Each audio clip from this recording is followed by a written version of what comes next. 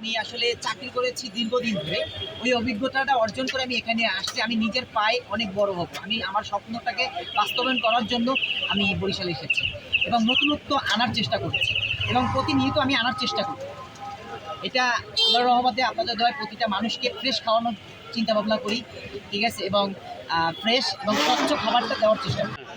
আমি সবার উদ্দেশ্যেই বলবো, ঠিক আছে, ছোট পরিসরে ব্যবসা বাণিজ্য নিয়ে ধৈর্য ধরে আস্তে আস্তে এগিয়ে যাও। আর কারো কোনো যদি অভিজ্ঞতা দরকার হয় কোনো কিছু বানাইতে, আমার কাছে আসলে আমি শিখিয়ে দেবো ইনশাআল্লাহ। এবং আমি যতটুকু আমার পক্ষ থেকে সাপোর্ট দেওয়ার আমি চেষ্টা করি। আমি চাই বেকারত্ব দূর, বাংলাদেশ থেকে বেকারত্ব দূর। তখন আমি একটা ক্লিনারের চাকরি করি, সেখান থেকে আমি প্যাকেজিং ইনচার্জ, সেখান থেকে আমি ম্যানেজার। ওইখানে দীর্ঘ প্রায় 8-9 বছর আমি বিশ্বস্ততার সাথে কাজ করেছি এবং ওইখান থেকে আমি স্বইচ্ছে এসেছি। স্যার আমাকে সাপোর্ট দিয়েছে, আমি তারপর বরিশালে এসেছি, তারপর দোকান দিয়েছি।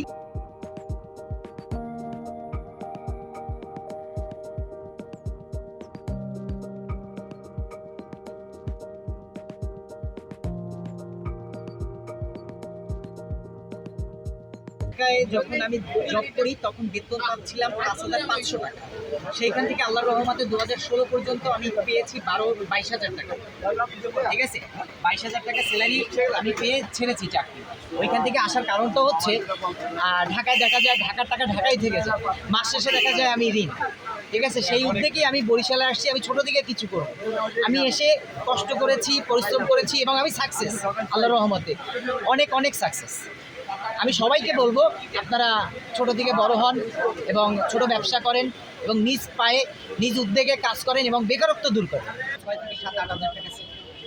এটা বেল বেল হচ্ছে আপনারা খেলে 80 টাকা রাখা যাবে। এটা ভালো হইবে, এটা আমার দোকানের বেস্ট জুস আলহামদুলিল্লাহ।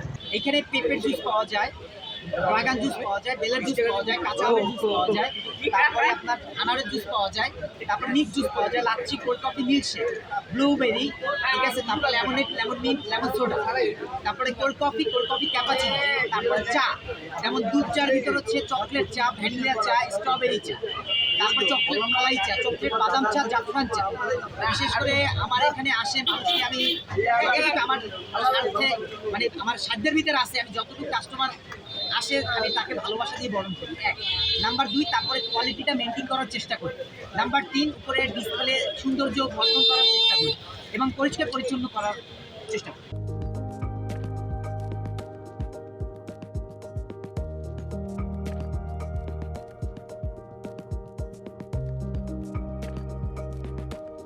ঢাকা যাওয়ার কারণ হচ্ছে আমি আসলে যেটা সত্য কথা, পোলাপাইনদের সাথে মিশে যখন খারাপ হচ্ছিলাম তখন আমাকে বাবা বলতেছে তুমি ঢাকা চলে আসো। বাবার কথা বলে ঢাকা চলে গেছি, তখন থেকেই আমার আর কি জীবন যুদ্ধ শুরু। ওইখান থেকে আমি এক্সপেরিয়েন্স নিয়েছি জীবন মানে কি, বাস্তবতা কি, সেইখান থেকে আমার শিক্ষা। আমি I love you too Mirpur কাছ থেকে আমি অনেক কিছু শিখেছি। আমার রমজান আলী, আমার বাসা হচ্ছে আমানতগঞ্জ, তালতলি।